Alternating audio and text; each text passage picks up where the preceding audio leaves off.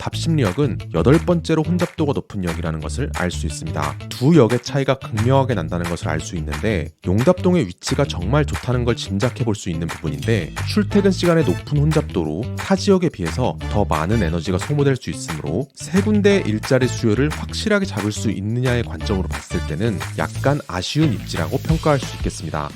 안녕하세요, 실거주 부동산입니다. 오늘은 지난번 단지 분석에 이어서 청계 리버뷰 샤이의 실거주 집중 분석을 진행하려고 하는데요. 다양한 실거주 데이터 분석을 통해서 청계 리버뷰 샤이가 어떤 특성을 가지는지 디테일하게 분석해 보겠습니다.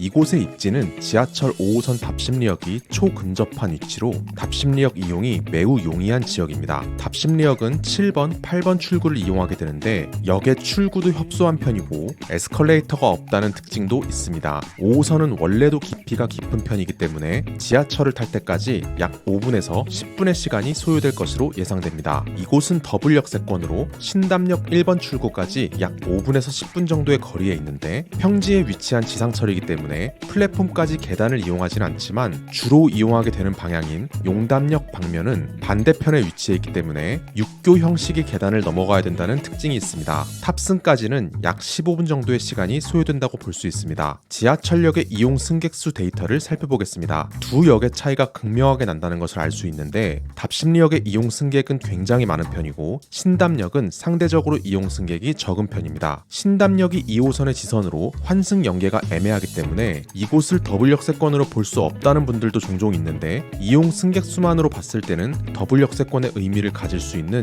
유의미한 수라고 보입니다. 두 역 모두 출근 시간에 하차하는 승객보다 승차하는 승객이 훨씬 더 많다는 것을 알 수 있는데 이는 답심리역에 가진 특성이 출근을 위한 목적지가 아니라 출근을 시작하는 출발 지점으로 베드타운의 역할이 더 크다는 것을 보여주는 것입니다. 두 역은 승객의 특성도 약간 다른데 신담역을 이용하는 승객이 답심리역을 이용하는 승객보다 고령자의 비율이 더 높은 편입니다. 상대적으로 여유가 있는 사람들이 한적하게 이용하기에 좋은 노선이기 때문입니다. 두 역의 혼잡도 데이터도 살펴보겠습니다. 앞서 봤던 데이터에서 신담역이 답심리역에 비해서 승객 수가 훨씬 작았는데도 8시에는 빽빽하게 서 있어야 할 정도로 꽉 차고 있습니다. 전체 이용 승객 수는 답심리에 비해서 훨씬 더 적지만 신담역을 지나가는 차량이 4칸짜리 열차로 객실의 수도 적고 배차 시간도 더 길기 때문에 이용 승객 수가 적더라도 출근 시간만큼은 혼잡한 것입니다. 혼잡도 데이터를 보자면 문제는 답심리역인데 8시에 왕십리역으로 향하는 5호선 답심리역은 혼잡도가 무려 109.6의 수치를 보이고 있습니다. 오전 8시를 기준으로 5호선에서 가장 혼잡도가 높은 역을 순서대로 나열해 보겠습니다. 길동역이 압도적으로 높은 혼잡률을 보이고 있긴 하지만 답심리역은 무려 5호선 전체에서 8번째로 혼잡도가 높은 역이라는 것을 알 수 있습니다. 5호선 노선 전체에서 혼잡도가 높은 역들의 위치를 체크해보면 오른쪽 끝에 위치해 있거나 왼쪽 끝에 위치해 있는데 여의도부터 천호 구간을 잘라서 중심 부분을 살펴보면 답심리역이 가장 혼잡도가 높은 역이라는 것을 알 수 있습니다. 답심리역과 인접한 역의 혼잡도를 자세하게 살펴보면 장안평역에서 높아진 혼잡도가 답심리역에서 정점을 찍고 왕십리역에서 해소되는 구조라는 걸 알 수 있는데요. 그렇다면 답심리역은 왜 이렇게 이용하는 사람이 많고 혼잡도가 높은 걸까요? 답심리역의 혼잡도가 높은 이유는 답심리동뿐만 아니라 전농동, 넓게는 청량리동 위쪽에 거주하는 사람들이 5호선을 이용하고자 할 때 가장 가까운 역이기 때문입니다. 이는 버스의 이동 특성을 보면 알 수 있는데 동대문구청에서 답심리역으로 들어오는 방향의 버스에서는 출근 시간에 하차하는 승객이 승차하는 승객보다 높습니다. 그 중에서 가장 하차 비중이 높은 130번 버스의 노선을 살펴보면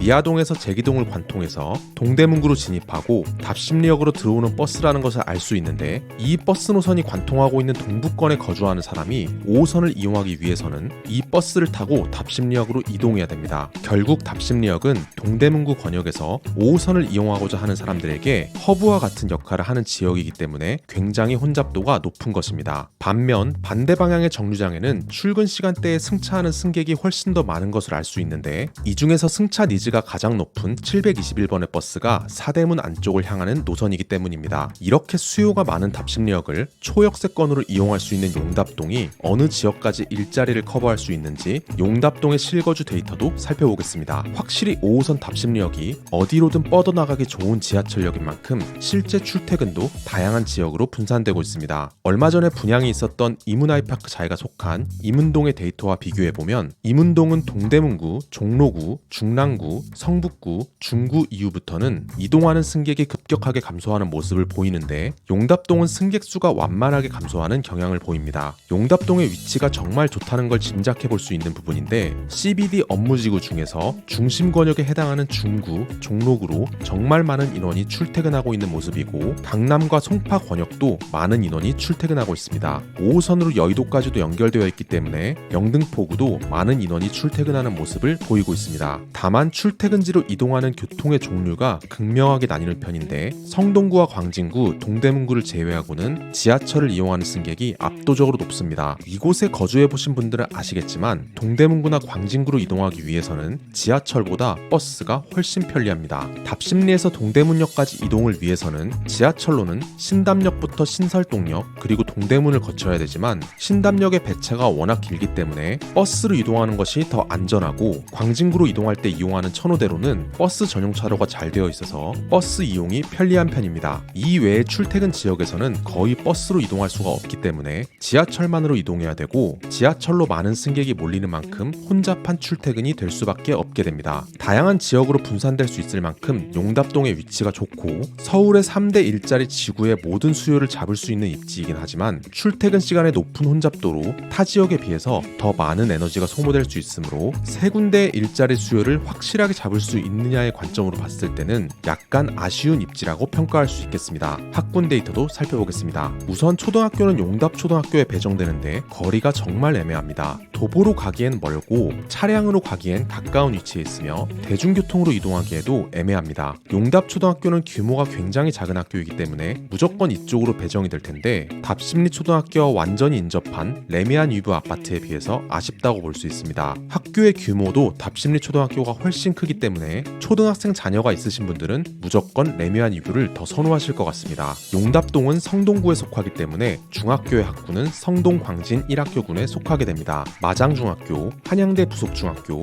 동마중학교에 배정되며 고등학교의 학구는 성동광진학교군으로 무학여고, 도선고등학교, 성수고등학교에 배정됩니다. 중학교에 비해서 고등학교의 거리는 많이 아쉬운 편입니다. 고등학교의 거리상으로만 보자면 한양대 부속고등학교가 가장 가까운 위치에 있는데 이곳은 자사고입니다. 중학교의 진학률은 꽤 높은 편에 속합니다. 어느 정도 학업 분위기가 형성될 수 있다는 이야기인데 학부모 또는 재학생들의 평가를 보겠습니다. 새 학교의 리뷰를 통해 느껴지는 것은 상위권 학생들의 경쟁은 치열한 편이고 그만큼 자사고 진학률은 높은 편이지만 학교의 분위기가 자율적이고 모든 학생이 학업에 집중할 만큼 엄격한 분위기는 아니라고 느껴집니다. 그럼에도 높은 순위를 보이고 있는 중학교와는 다르게 고등학교는 진학률 순위가 많이 뒤처지는 편입니다. 전국에서 봤을 때도 4년제 대학 진학률이 하위권에 위치하기 때문에 학교 전체의 학습 분위기에서는 아쉽다고 볼 수 있습니다. 하지만 고등학교도 실제 평가를 살펴보면 상위권 경쟁은 치열한 편이기 때문에 전체 평균에서는 뒤처져도 결국 공부를 잘하는 학생이라면 어느 정도는 괜찮다는 것을 알 수 있습니다. 한양대 부속고는 자사고로 학습 분위기는 굉장히 뛰어나지만 경쟁도 그만큼 치열해서 내신을 따기엔 상대적으로 어렵다는 특징도 가지고 있습니다. 전반적으로 교통과 학군을 디테일하게 분석해보니까 조금씩 아쉬운 부분이 보이는데